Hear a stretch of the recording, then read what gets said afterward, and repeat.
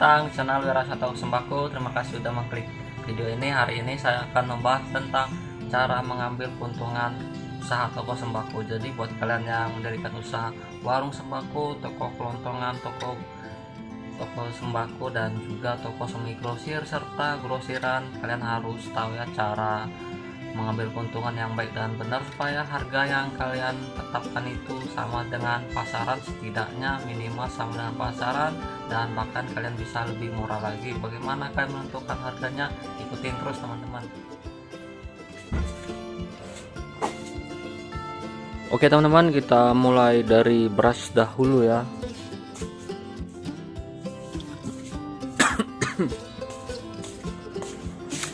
Oke teman-teman, kita mulai dari barang-barang pokok sembako yang biasa paling dicari oleh masyarakat atau warga yang tinggal di sekitar tempat kalian mendirikan usaha toko. Contohnya seperti beras, telur. Seperti beras ini kita bahas langsung ya teman-teman. Beras ini untungnya Rp1.000, modalnya itu sangat tinggi ya, dari 5 kilo, 10 kilo, bahkan 20 kilo itu saya mengambil keuntungan hanya Rp1.000 saja. Sedangkan telur ini teman-teman, ini keuntungannya cuma 1.500 bahkan sampai Rp800. Itu tergantung dengan harga yang saya dapatkan ketika saya membeli telur. Oke, seperti gula ini teman-teman, gula ini saya hanya menjual kemasannya. Kenapa? Karena harga kemasan sama harga kiloan itu sama saja, jadi lebih baik saya jual kemasan walaupun selisih sedikit. Tapi kalau kita jual harga timbangan seperti itu teman-teman, harus nimbang lagi, beli karetnya lagi, pakai plastiknya lagi, jadi sama saja, hanya selisih Rp300 ya per kilonya. Jadi Rp300 itu udah termasuk semua biaya-biaya, nggak apa-apa teman-teman, saya ngambil bersih saja. Seperti ini, gula ini modalnya 12.600 saat ini ya teman-teman, bisa berubah-ubah tergantung dengan waktu dan juga keadaannya. Seperti ini Rp12.000, Rp12.600 saya jual Rp14.000. Tapi kalau dia ngambil 10 kilo saya jual Rp13.000. Oke, kita masuk ke minyak. Minyak ini tergantung juga teman-teman mereknya, per liternya, dan juga minyak kiloannya juga ada ya teman-teman. Tapi saya tidak menjualnya, yang saya jual hanya kemasan saja karena alasan-alasan tersebut ya teman-teman. Capek nimbangnya, tumpahan, habis itu susah sekali ya nimbang pasnya, kadang kurang kadang lebih. Jadi saya hanya menjual minyak seperti Fortune ini, modalnya itu saya dapatkan Rp12.000. Jadi saya mendapatkan lebih murah lagi. Kenapa? Karena saya belanjanya ke distributor utamanya. Jadi saya mendapatkan potongan harga, promo, dan diskon lainnya. Jadi saya bisa menjual minyak kemasan ini bahkan lebih murah daripada minyak timbangan, dan minimal hampir sama ya harganya. Ini saya jual Rp13.000 harga saat ini, dan bisa berubah-ubah karena sawit udah mahal ya teman-teman. Jadi sawit yang mahal itu mempengaruhi harga yang kita peroleh.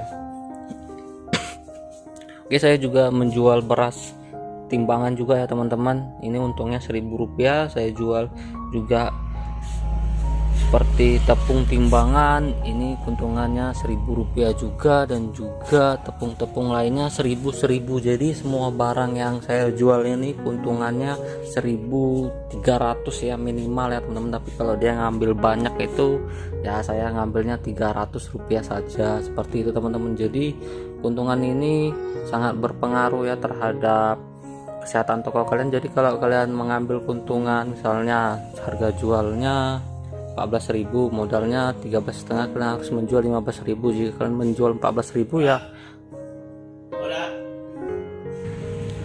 Oke teman-teman, jadi seperti itu ya. Jika kalian mengambil keuntungan yang sedikit, kalian harus memperhatikannya seperti biaya-biaya yang harus kalian tanggung, yaitu biaya-biaya yang kalian keluarkan untuk menutupin kegiatan dalam usaha toko sembako. Contohnya biaya listrik, biaya gaji karyawan, biaya hidup kalian, dan biaya-biaya yang akan kalian keluarkan. Seperti juga kehilangan barang dagangan, salah hitung, dan bahkan barang yang expire, jadi itu yang perlu kalian perhatikan.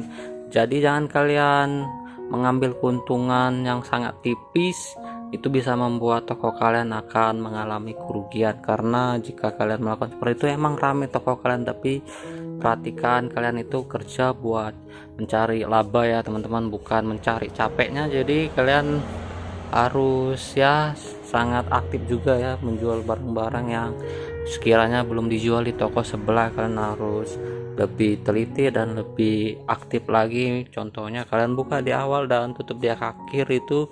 Dan juga kalian harus perhatikan juga ya tentang persaingan-persaingan yang akan timbul. Contohnya jika kalian mendirikan usaha, pasti orang lain akan menginginkan usaha yang kalian gelutin. Contohnya mereka melihat bahwa usaha kalian itu maju, makanya mereka akan berbondong-bondong akan menjual seperti yang kalian jual ya. Contohnya mereka akan membuat usaha sama seperti kalian. Jadi kalian harus siap sedia ya dengan persaingan baru yang akan muncul dengan modal persaingan yang lebih kuat lagi daripada kalian ya. Contohnya seperti saya, di tempat saya udah berdiri minimarket ya biasa saja ya teman-teman, biasa saja, saya tidak khawatir, tidak apa ya, kita lihat saja minimarketnya. Kalau seperti itu ya saya udah siap dengan gulung tikar ya teman-teman, atau pindah ke tempat lainnya. Tapi saya coba dulu bertahan. Jika omset saya ya bisa mencukupin ya, misalnya minimal 5 juta sehari saya dapatkan omset dari penjualan, ya bisa bertahan terus ya teman-teman. Ini biasanya omset saya 8 juta rupiah per hari. Jadi kalau gitu teman-teman. Dan juga saya sudah menyiapkan ya batu loncatan seperti buat kebun sawit, buat kontrakan dan lain sebagainya. Jadi saya sudah siap untuk beralih ke usaha lainnya jika memang seharusnya seperti itu. Dan juga terima kasih teman-teman udah menyaksikan video ini. Wassalamualaikum, kita jumpa di video selanjutnya.